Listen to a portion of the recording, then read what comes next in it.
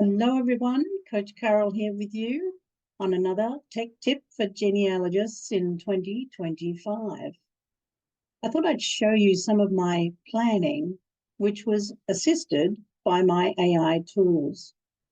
Sharing my screen with you, I'll show you my Google Doc in which I have my tips all set out for the month of February. And of course, I asked Chat GPT to do this with me. So the response was, from my prompt, here is your February Tech Tips social media campaign.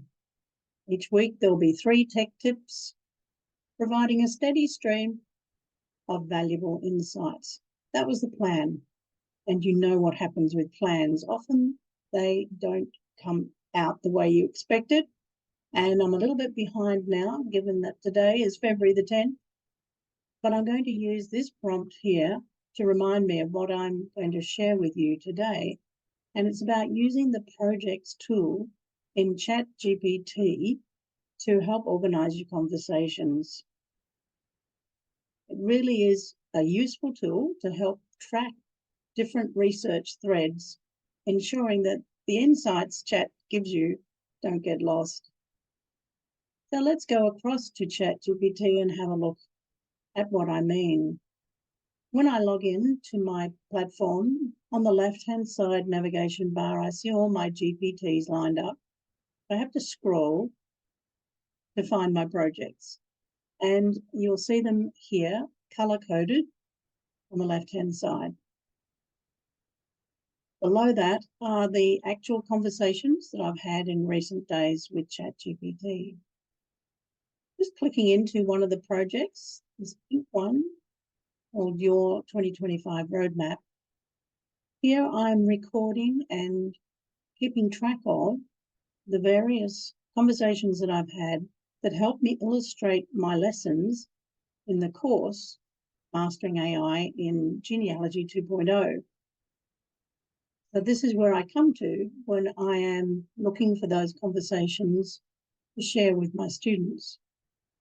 And I'm working through some of the research projects for my maternal ancestors. So you'll see a number of conversations or chats below, and they are referring to ancestors in my Evans line in Wales.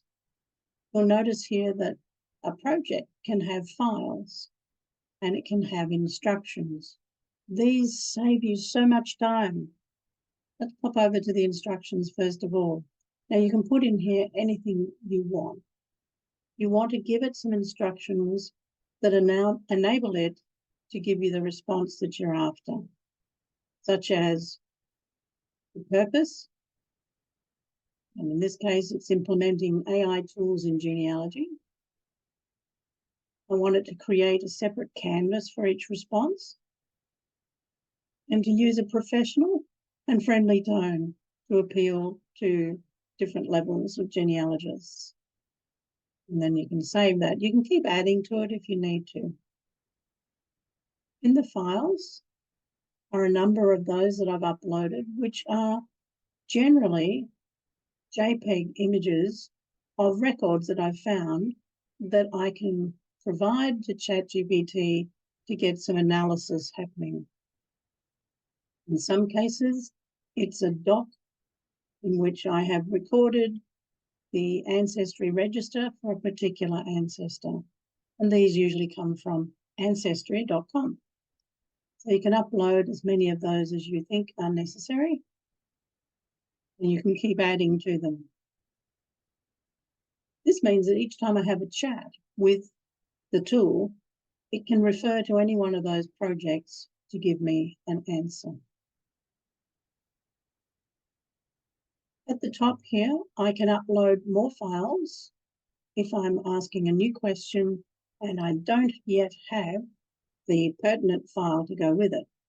I can add it from my Google Drive directly or upload it from my computer files. Very handy because I work in Google Drive mostly.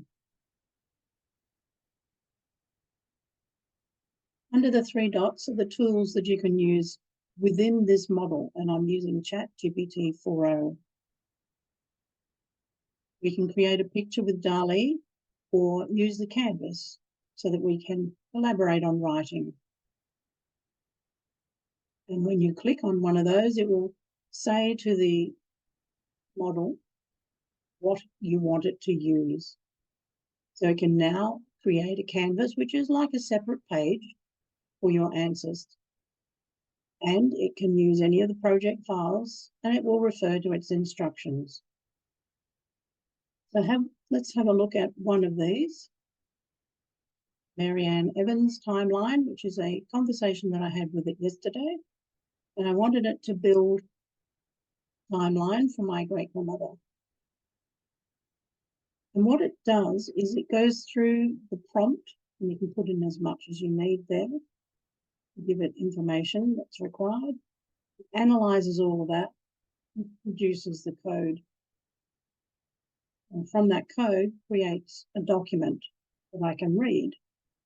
And the document is here. So I now expand the table, see it on the left-hand side, and I can copy that information from that document. I can continue to converse with the tool over here on the right-hand side. When I'm finished with the document, I simply collapse it, and I'm back to where I was. The thing that I find most useful is knowing where to find the conversations that you had for each of your projects. So I'd invite you to experiment in creating projects inside Chat GPT. It's fairly simple. When you hover over projects on the left navigation bar, you'll see a plus tool, which gives you the option to create a new project.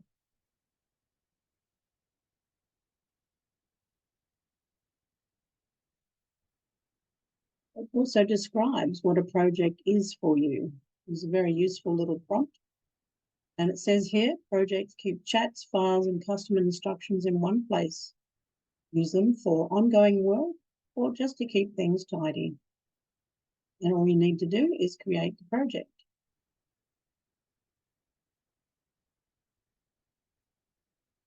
And look now on the left-hand side, I should see a new project at the top.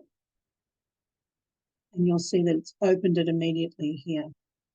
So that's it for exploring projects in your Chat GPT. I hope that you have learned something that will be useful for you when you're using your Chat GPT conversations to help with your genealogy.